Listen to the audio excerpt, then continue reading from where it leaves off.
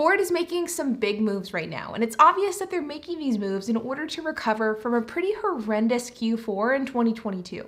But it's also being done as a way to set Ford up as one of the major players, if not the major player in the EV space. And so in today's video, let's dive into exactly what Ford has up their sleeves and some of the issues that could be plaguing their progress. As you guys know, Ford recently announced Q4 and 2022 earnings, and they were, well, pretty crappy. Results showed $2 billion in losses, which Ford CEO Jim Farley attributed to inefficiencies in the production process. In fact, he had gone as far as to say that the $2 billion was entirely preventable, which, let's be honest, that's not a good look. And according to Jim Farley, it takes about 25% more engineers for Ford to do the same work as competitors. But the inefficiencies aren't limited to only labor and engineers, but are also attributed to the actual production and production process of Ford cars. On Ford's most recent earnings call, Jim Farley stated, "We didn't know that our wiring harness for the Mach-E was 1.6 kilometers longer than it needed to be. We didn't know it was 70 pounds heavier and that it cost an extra $300 a battery. We didn't know that we underinvested in braking technology in order to save battery size." These are just a few of the issues that Ford and Jim Farley have already identified as being pretty severe problems, and they will need to be resolved in order to move forward more efficiently, effectively, and more affordably. But the thing is, the problems didn't stop at the production line, because in 2022, Ford was the #1 company in recalls, which is just quite frankly unacceptable. And Ford and Jim Farley know this. And as I was recording this video, Ford announced that they would be pausing production and shipments of the Ford F-150 Lightning, which is Ford's electric pickup truck. But Ford has not, at least as I'm recording this video, announced why they're exactly pausing production and what the issue exactly is. But they did say that it was some sort of problem that was identified in the post-production inspection. But more on that later as we learn more information. Now, these issues are of course major problems and they absolutely have to be sorted. But on the surface, these issues can be at least a little bit explained. But whether these explanations are acceptable will have to be determined by the investor and the consumer. But one could certainly argue that these losses and these inefficiencies are due to Ford's pivot into electric vehicles, and that making a large leap into EVs to try to compete with top players in the space like Tesla is a good thing, even if that decision results in steep losses short term. The fact is, electric vehicles and the production of EVs on a massive scale is still a really new thing, and it is expected that some major issues are going to arise in that shift and transition. But Ford is making moves in the meantime in order to cut these losses in 2023. Ford announced just yesterday that they are intending to cut 3,800 product development and administrative jobs in Europe over the course of the next 3 years, in an effort to transition to a leaner structure. This 3,800 job cut equates to about 11% of Ford's European workforce. And on the topic of transitions, Ford has just this week made a pretty major announcement, and that is that they will be opening a new $3.5 billion electric vehicle battery plant with a Chinese company in Michigan.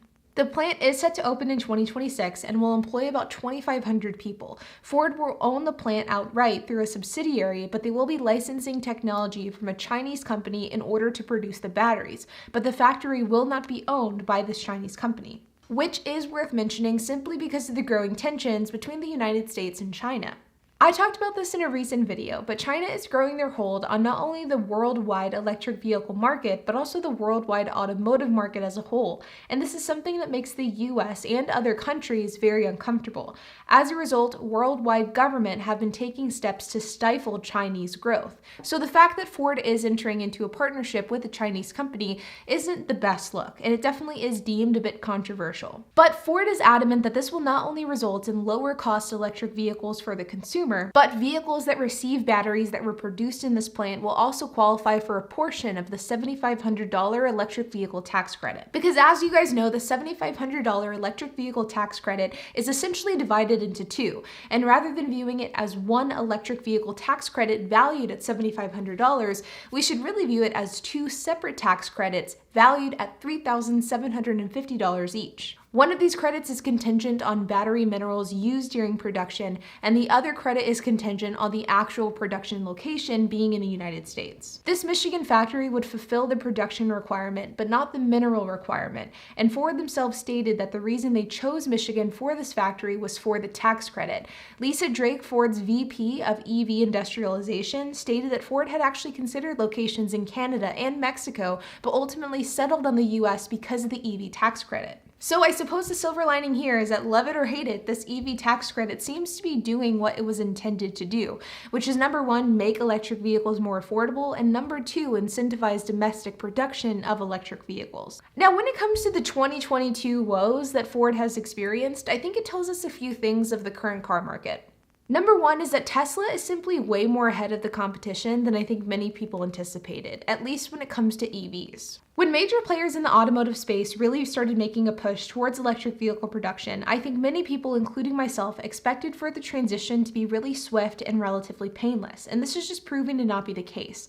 Obviously, there are huge growing pains with transitioning to EVs, and these growing pains are widespread across every inch of the organization, from leadership to staff to the actual production of the cars.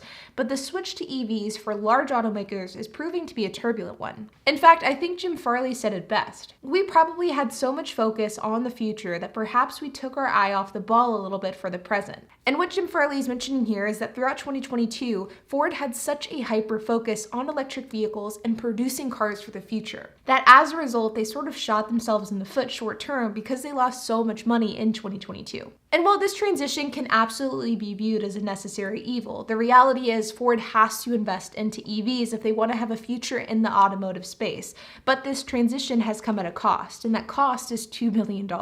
But there is one resource that Ford does have on their side, and that is money, and a lot of it. Now, one thing I do want to mention, and I know that Tesla fans are going to wholeheartedly disagree with this, is that while Tesla is ahead of the competition when it comes to electric vehicles and electric vehicle production, I do believe, and the evidence suggests, that Tesla's actually falling behind with their autopilot feature, which is something that they were previously light years ahead of the competition with. According to Consumer Reports, Ford's Blue Cruise and GM's Super Cruise, which are Tesla Autopilot competitors, actually ranked higher than Tesla in 2022. So competitors are catching up in the self-driving space. And I think that the second thing that these Ford struggles show us is that the EV tax credit is functioning as intended.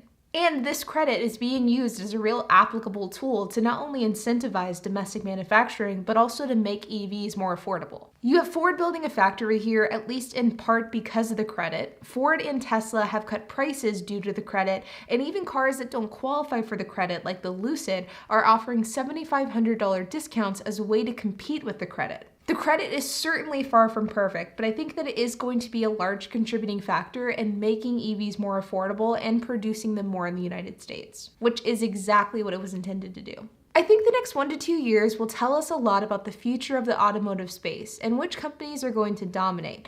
And while of course outside influences like the car market are going to affect how companies perform moving forward, the ultimate factor will be who can produce the best electric vehicles and at the highest margin. And Ford is absolutely setting the groundwork of trying to be the leader on that. How successful they'll be, well, time will tell. But like always, you guys, I hope that you enjoyed this video. If you have any questions, comments, if you have anything to add, I would love to hear it. So make sure to leave a comment down below. And while you guys are at it, make sure to hit the like button, hit that subscribe button, and hit the notification bell. And I will see you guys in the next video.